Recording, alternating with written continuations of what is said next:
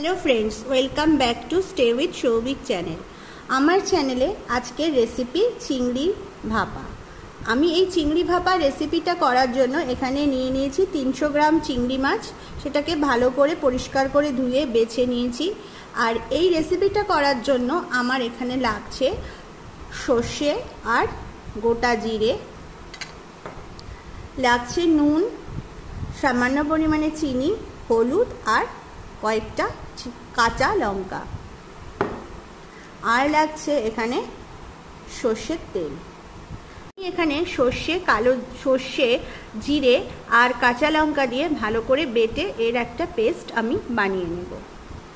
আমি মিক্সিতে বেটে ভালো করে এর একটা পেস্ট বানিয়ে নিয়েছি। এবার আমি এখানে নিয়ে নিচ্ছি একটা ছোট টিফিন বক্স। এখন আমি টিফিন বক্সের মধ্যে এই সর্ষে বাটাটাকে দিয়ে দিচ্ছি।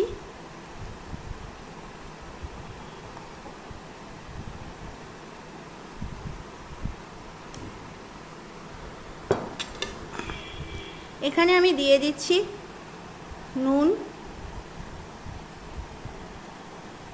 দিয়ে দিচ্ছি হলুদ,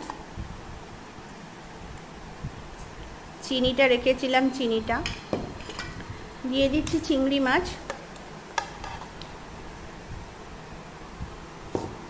আর দিয়ে দেব সর্ষের তেল।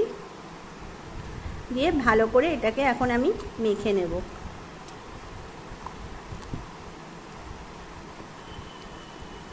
এবার এখানে যে লঙ্কাটা রেখেছিলাম লঙ্কাটাকে ঠিক এরকম করে ভেঙে আমি এর মধ্যে দিয়ে দিচ্ছি।